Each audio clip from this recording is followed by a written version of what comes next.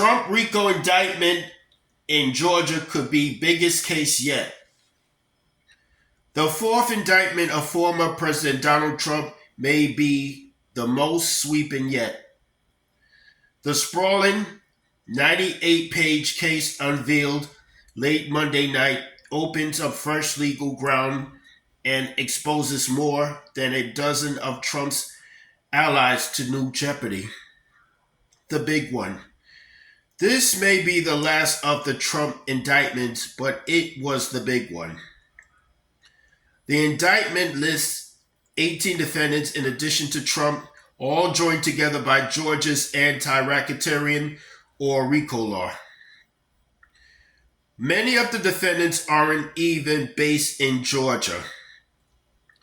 The better-known defendants include former New York Mayor Rudolph Giuliani and attorney Sidney Powell, who appeared in numerous hearings and on television spreading false claims about unfounded incidents of purported election fraud. Giuliani and Powell were among the unnamed co-conspirators in the federal indictment against Trump for his push to overturn the election that was released earlier this month. Others, however, had to date escape mention in changing documents, like Trump's then Chief of Staff, Mark Meadows, who was on the call during which Trump urged Georgia election officials to find him the votes he needed to be declared winner of the state.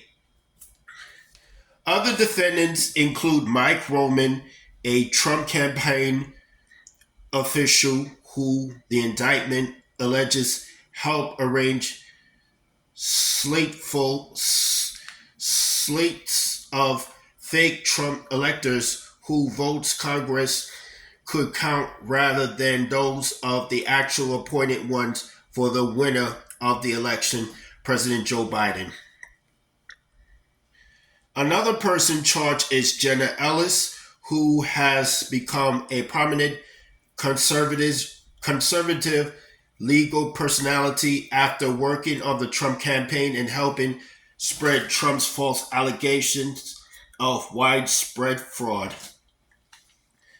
The charges also fall upon several Georgia players, including Ray Smith and Robert Cheeley, lawyers working for Trump in Georgia, and David Schaefer, then the state GOP chairman, for serving as a fake Trump elector along with fellow co-defendant Sean Steele, then the state GOP finance chairman, and Kathleen Alston Latham.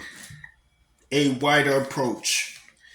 Critics may argue this is an overreach for a trial prosecutor's office, but the Georgia RICO state statute gives Fulton County District Attorney Fannie Willis' office the ability to construct a wide-ranging narrative by citing and charging other players in the alleged wrongdoing, even those out of state.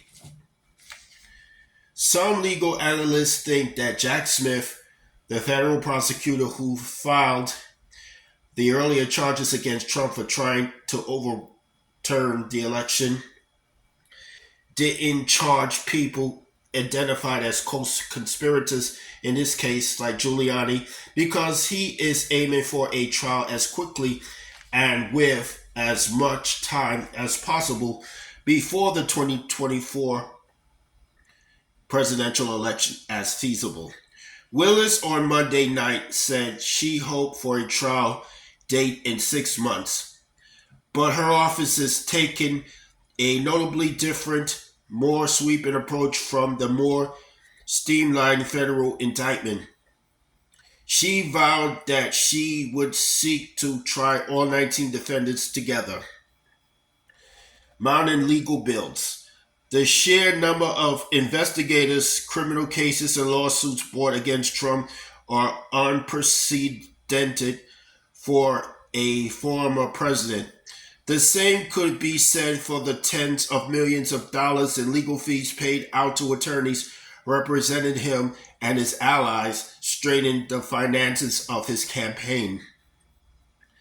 An Associated Press analyst is off recent fundraising disclosures shows Trump's political committees have paid out at least 59.2 million to more than 100 lawyers and law firms since January 2021. The threat posed by this colossal drain of resources has led Trump's allies to establish a new legal defense fund, the Patriot Legal Defense Fund. That's all I have to say for this video.